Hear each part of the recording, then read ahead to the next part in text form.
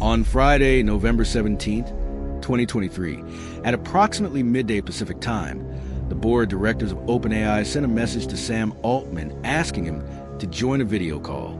The call lasted approximately 15 minutes. At the end of the call, Altman had been fired as CEO. The board had not consulted with OpenAI's largest investor, Microsoft, which had put $13 billion into the company. It had not consulted with the company's employees. It had not, apparently, consulted with anyone outside of a small circle of board members who had concluded, in language that was vague enough to be almost meaningless, that Altman had not been consistently candid with the board and that they had lost confidence in his ability to lead.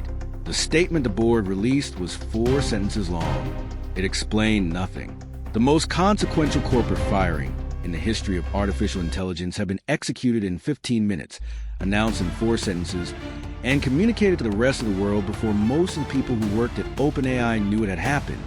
What followed was one of the most spectacular reversals in the history of Silicon Valley, a case study in what happens when a board significantly underestimates how much of an institution's value exists in a single person, and what happens when that person is suddenly made available to every competitor in the world. Sam Altman was born in 1985 in Chicago and grew up in St. Louis. He enrolled at Stanford to study computer science, dropped out after 2 years, and co-founded a location-sharing startup called Loop in 2005 at 19 years old. Loop was acquired in 2012 for $43 million. Not a spectacular outcome, but a credible one for a first company. In 2011, Altman had been accepted into Y Combinator, the legendary startup accelerator founded by Paul Graham. And in 2014, at 28 years old, he was named its president, succeeding Graham himself. Y Combinator under Altman expanded aggressively.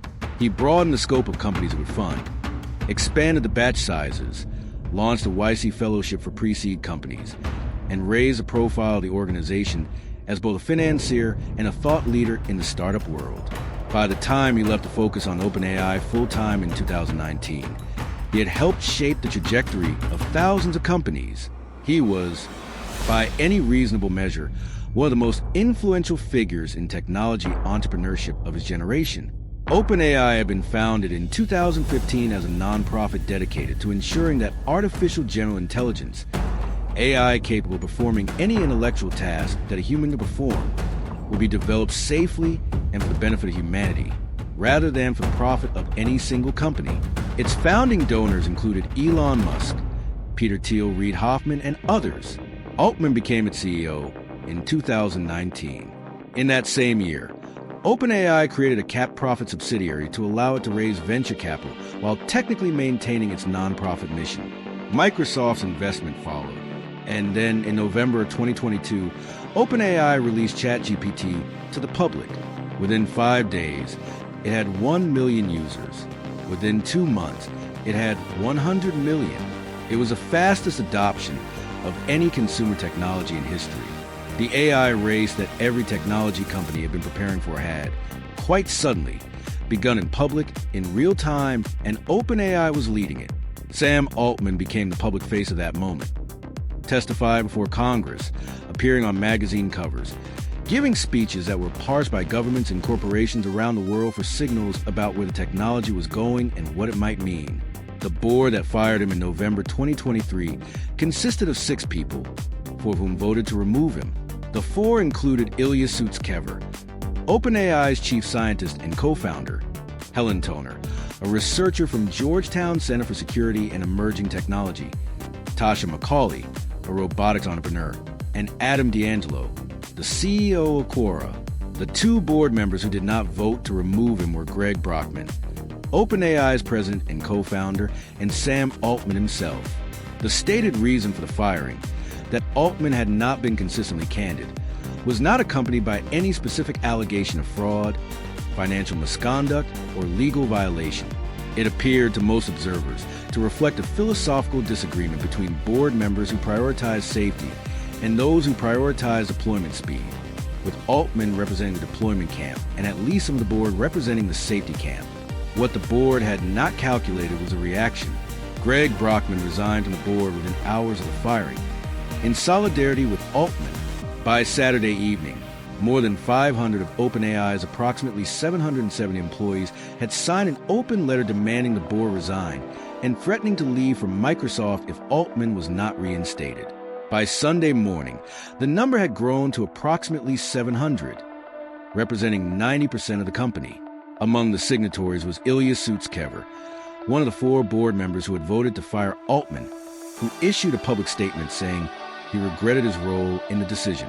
Microsoft CEO Satya Nadella announced that Altman and Brockman had been hired to lead a new advanced AI research team at Microsoft. The board had fired Altman and handed him, within 48 hours, a position at the most well-resourced AI development environment in the world, with the implicit backing of one of the largest corporations on Earth. The board had intended to remove him from power. They had instead given him a platform that made him more powerful than before, while simultaneously making themselves look incompetent to every major stakeholder in the company: investors, employees, partners, and the governments that have been paying close attention to AI governance. On Tuesday, November 21st, 4 days after the firing, the board and Altman reached an agreement. Altman would return as CEO. The board that had fired him would be reconstituted. 3 of the 4 board members who had voted to remove him departed. A new board was assembled, with members more aligned with Altman's vision for the company. By Wednesday morning, Altman was back in the building. He posted a photograph on social media. He was wearing a guest badge. The caption was a single sentence: "First and last time I wear one of these."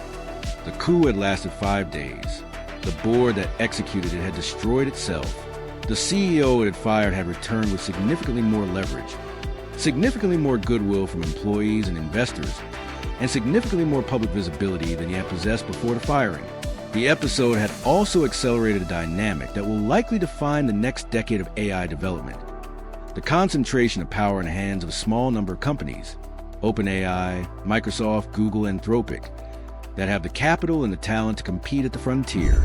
The board had wanted to slow down. The world had decided to speed up. And in that collision, the board lost. The lesson to Sam Altman's story is uncomfortable because it is not a clean one. The board members who voted to fire him were not villains. Some of them were genuinely motivated by concerns about AI's safety that are serious and legitimate. The problem was not their values. The problem was their execution.